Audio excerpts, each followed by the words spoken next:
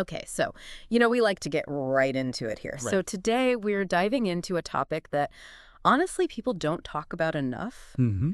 menopause. And I think I can speak for a lot of our listeners when I say we're really ready to go beyond like those typical hot flash jokes and like really understand what's going on. Yeah. So to help us do that, we're looking at a couple of really interesting sources. Right. We've got some good stuff from Stat Pearls, which, as you know, is like the doctor's Bible, right? Is it real Yeah, there's that like solid medical foundation. And then we're going to switch gears a bit and look at this thought-provoking piece from The Atlantic that really gets into how like the whole conversation around menopause is changing. Yeah, definitely. So you're getting the science and the sociology all in one. Exactly, the best of both worlds. Yeah. So buckle up, listeners, because we are about to go deep. Okay, so Stat Pearls really emphasized right off the bat that menopause isn't just this like one and done event. It's actually this whole process with different stages. It really is. And they even have this staging system called the straw plus 10. Mm-hmm. Have you heard of this? I have not. It sounds very scientific. It does. It's like how meteorologists have those different storm categories. Okay, I like it. Makes it feel organized. Right. Gives you a way to track where you're at on this journey and get this menopause itself. Like that 12 months without a period is actually considered stage 0. Stage 0. See, I'm already learning something new. You'd think that would be like the final stage. Right. But it just goes to show there's a lot happening before and after that point. So much more than just period stopping. Right.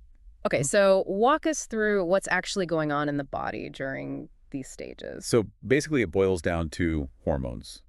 Those ovaries, they're like, okay, time to retire. And they start producing less estrogen, FSH, LH. And it's those fluctuations that cause a lot of those classic menopause symptoms. Okay, so when we say classic menopause symptoms, everyone's thinking hot flashes. Oh, for sure. But Stat Pearls really highlighted that it's so much more than that. Okay, like what else are we talking about here? Well, one that really stood out to me was brain fog. You know that feeling where you're like, wait, did I leave the stove on? Even though you haven't used it all day? Oh, tell me about it. Happens to the best of us. Right. And we tend to just blame it on getting older. But Stat Pearls suggest it could actually be linked to those hormonal shifts. Wait, so you're saying brain fog might not be permanent? It might not be. Obviously, more research is needed. But that's what's so fascinating about this. It's like we make all these assumptions about aging, but some of it could be tied to this hormonal roller coaster. Wow, that is fascinating. Yeah. It makes you wonder what else we're blaming on age that could be addressed, right? Exactly. And then there's sleep disturbances. Now, obviously, night sweats play a role there. But even beyond that, there was this study cited in Stat Pearls, the SWAN study. Sure.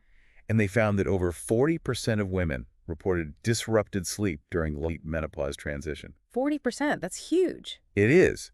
And it really highlights how much this impacts daily life. Oh, absolutely. If you're not sleeping well on top of everything else we've talked about, it's no wonder women are struggling.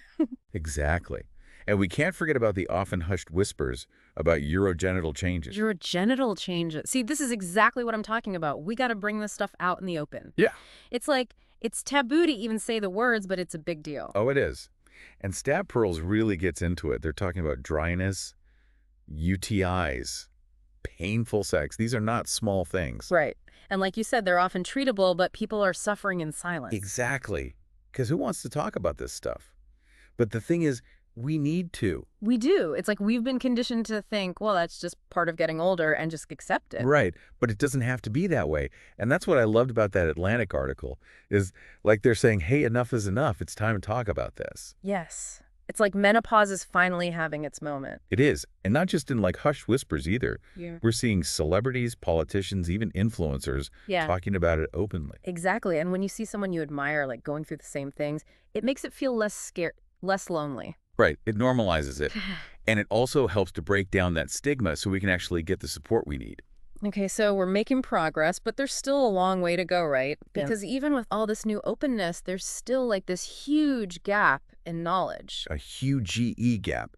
The Atlantic article cited a study that said 94% of women felt uninformed about menopause. 94%? Are you kidding me? That's like almost everyone. I know.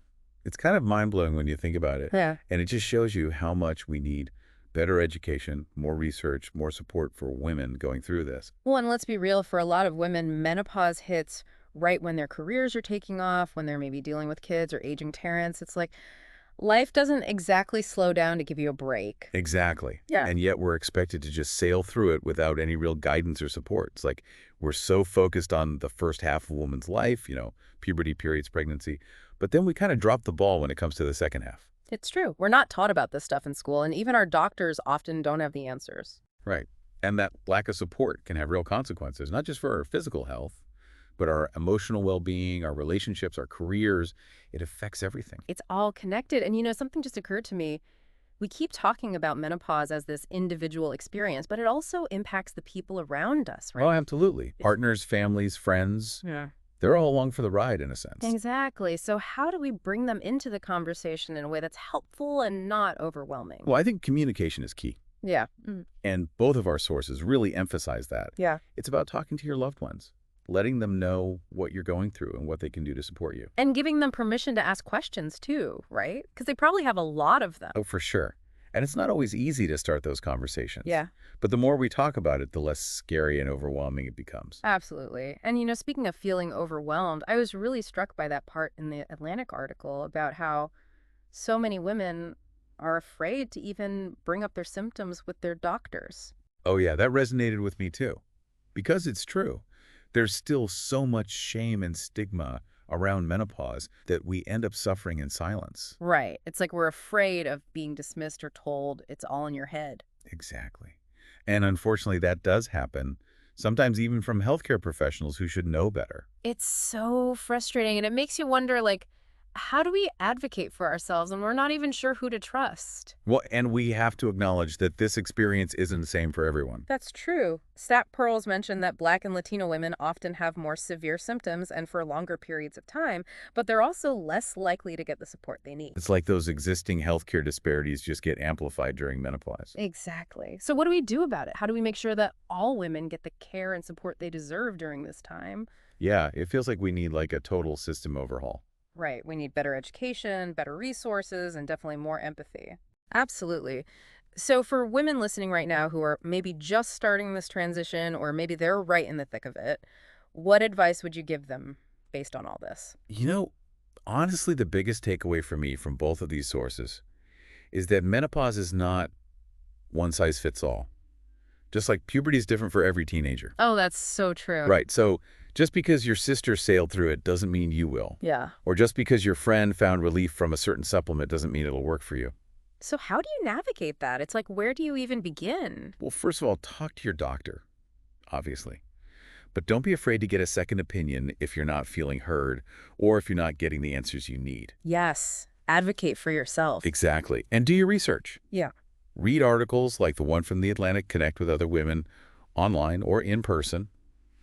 There are so many great resources out there now. Yeah, it's about finding what works for you. Exactly.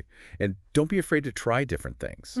It might take some experimenting to figure out what helps you feel your best. Well, and speaking of feeling your best, Stat Pearls brought up osteoporosis. That's a serious health concern that women need to be aware of. Oh, absolutely. And it's a great example of why being proactive about your health during menopause is so important.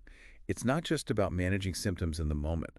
It's about setting yourself up for a healthier future. Okay, so we're talking about long-term health here.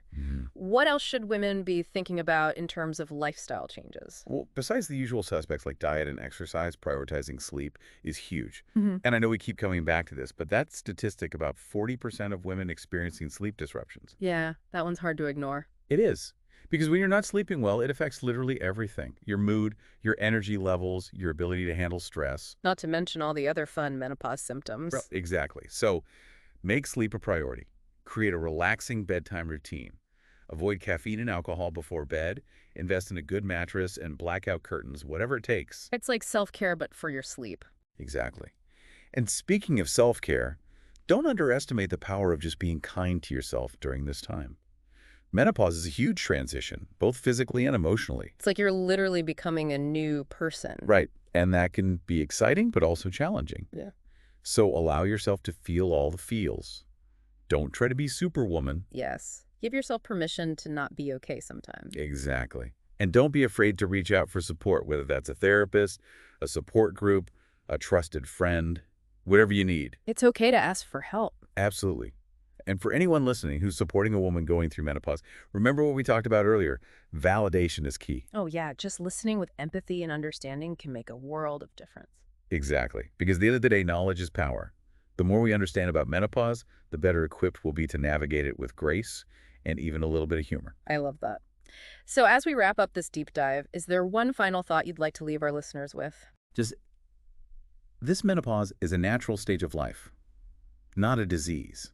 It's a time of transition, yes, but it's also a time for growth, self-discovery, and even a little bit of liberation. I love that. It's about embracing this new chapter with all its ups and downs and knowing that you're not alone. Exactly. This has been amazing. Thank you so much for sharing your insights with us. My pleasure. And to all our listeners out there, keep those conversations going. Stay curious, stay informed, and we'll see you next time for another deep dive.